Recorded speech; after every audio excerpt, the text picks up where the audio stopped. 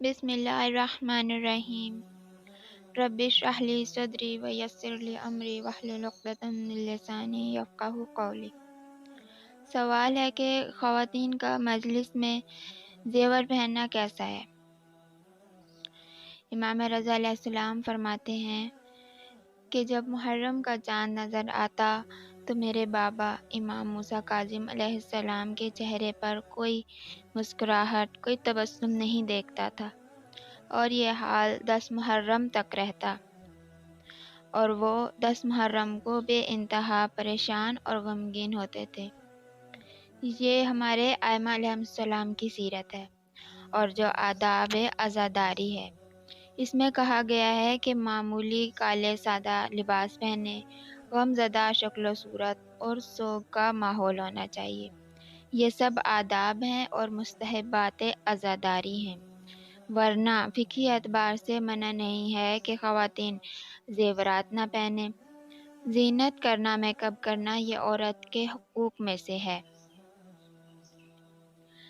اب اگر کوئی عورت عقل سلیم رکھتی ہے اور عزاداری کے حقیقی معنی سمجھتی ہے تو اسے یہ بات خود مناسب نہیں لگے گی کہ عزاداری کے ایام میں مجالس وغیرہ میں زینت کرے، زیورات پہنے۔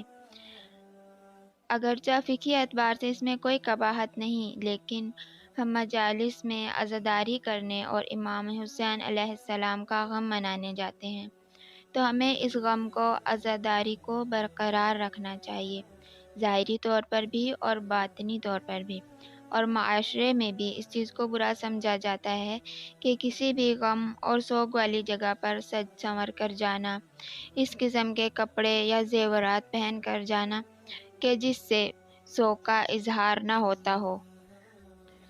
اس لیے عورت کو خود یہ بات سمجھنی چاہیے کہ کس جگہ مجھے سج سنور کر جانا ہے اور کس جگہ سادہ لباس میں جانا چاہیے، ورنہ فقہی اعتبار سے اس میں قباحت نہیں، لیکن چونکہ عزاداری کے مقاصد کے خلاف ہے تو اس میں خواتین کو احتیاط کرنی چاہیے۔ اگلا سوال ہے کہ کیا لڑکیوں کے لیے ننگے پاؤں جلوس میں جانا جائز ہے؟ آیت اللہ سستانی اور آیت اللہ خامنائی کا فتویٰ ہے کہ خواتین اپنے پاؤں کا ظاہری حصہ یعنی اوپر والا حصہ اور باطنی حصہ یعنی تلوا نامحرم کے سامنے کھلا نہیں رکھ سکتی۔ ایسی صورت میں اگر کوئی خاتون ننگے پاؤں جلوس میں جا رہی ہے اور اسے معلوم ہے کہ کسی نامحرم کی نظر اس کے پیروں پر پڑ سکتی ہے تو ایسا کرنا اس کے لیے جائز نہیں ہے۔ اگر کوئی خاتون عزاداری کی نیت سے برہنہ پاؤں جلوس میں جانا چاہتی ہے تو بہتر ہے کہ چپل یا جوتے کی جگہ کوئی ساکس وغیرہ پہن لیں تاکہ پاؤں ظاہر نہ ہوں۔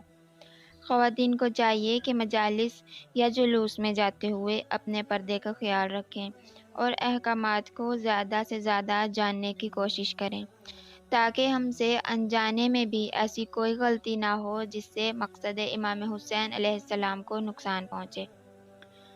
پروردگار سے دعا ہے کہ ہم سب کو مولا امام حسین علیہ السلام کی قربانی کے صدقے میں اپنی خواہشات کی قربانی دینے کی توفیق عطا فرمائے۔ والسلام علیکم ورحمۃ اللہ